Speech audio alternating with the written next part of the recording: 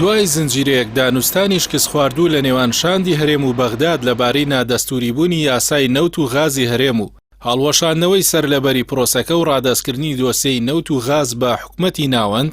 سەرنجام هەردوو شاند نەگەیشتنە ڕێکەوتن و لە بەرامبەریشدا وەزارەتی نەوتی عێراق هەڕەشەی ئەنجامدانی زنجیرەیەک ڕێوشوێن دەکات لە دژی هەرێم کە ڕەنگە بە زیان بەسەر هاوڵاتیان و قەوارەی هەرێمدا بشکێتەوە.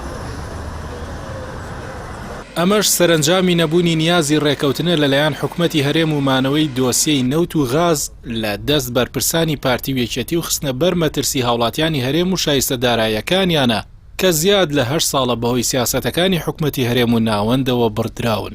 لەو ڕێو شوێنانەش کە بڕیارە حکومەتی ناوەند لە دژی دۆسیەی نەوت و غازی هەرێم بیانگرێتە بەر، ئاگادارکردنەوەی کۆمپانیاکانی کڕیاری نەوتی هەرێم و ئەو کۆمپانیانەش کە لە ژێر ناوی گرێبەستی هاوبەشی ڕێکەوتنیان لەگەڵ هەرێمدا هەیە کە چیتر مامەڵە لەگەڵ وەزارەتی سامانە سروشتەکانی هەرێم نەکەن و نەوتی هەرێم نەکڕن، بە پێچەوانەشەوە سکاڵای یاسایی لە دژیان تۆمار دەکرێت. هەروەها لە ڕێی کۆمپانیای سۆمۆوە ئەو کۆمپانیانەی نەوتی هەرێم دەکڕن ئاگادار دەکرێنەوە کە پێویستە لە سەریان بڕی ئەو جیاوازیە بدەن بە وەزارەتی نەوتی عێراق کە لە نرخی کڕینی نەوتی خاوی هەرێم و سۆمۆدا هەیە،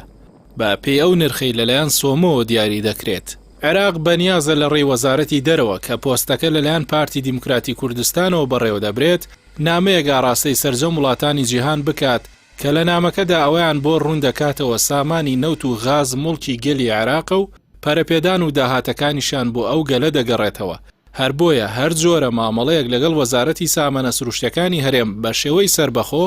ڕێپێدراو نییە و داواشان لێ دەکات ڕێگە بە نوێنەرانی هەرێم نەدەن بەشداری هەر جۆرە چالاکیەک بکەن کە پەیوەست بێت بە دۆسەی نەوت و غازەوە. هەروەها عێراق سەرجەم ئەو کۆمپانیانە ئاگادار دەکاتەوە کە گرێبەستی بەشداریکردنیان لەگەڵ هەرێم هەیە بەوەی گرێبەستەکانیان بەتاڵە و پێویستە پێداچوونەوەی پێدا بکەن. لاگەری بەردەوامبوونیان لە سەری خۆیان لێکەوتە یاساییەکانی لە ئەستۆ دەگرن، ئەو کۆمپانیانەش کارەکانیان ڕابگرن کە پلانی کارکردنیان هەیە لە دامەزراندنی بۆری نەوت یان غاز بە مەبەستی هەناردەکردنی لە هەرێمەوە. ئەمە جگە لە ئاگادارکردنەوەی حکومەتی تورکیا بەوەی کار ئاسانی بۆ هەناردەکردنی نەوتی خاوی کێڵگەکانی هەرێم نەکات ئەگەر نا ڕوبەڕووی لێپێچینەوەی یاسایی دەبێتەوە.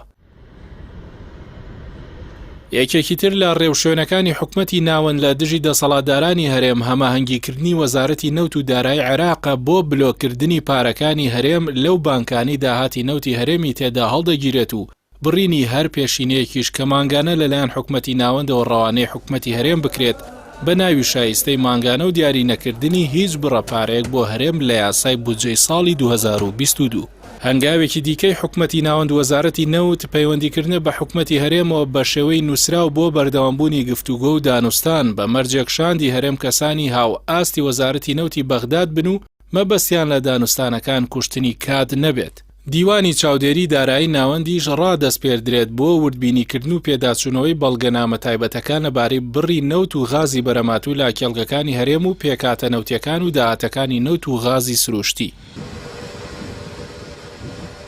ئەگەر حکومەتی هەرێم بە دەمۆچوونی بۆ چارەسەری کێشەکان نەبێت و سوور بێت لەسەر کە لە ڕەقی سیاسی خۆی هەموو ئەم هەنگاوانەی بەغداد بەرەو کۆت و بەندکردنی هەرێم دەبنە مەترسی بۆ سەرقوت و بژێوی هاوڵاتیان و تەنها هاوڵاتیان باجەکەی دەدەن.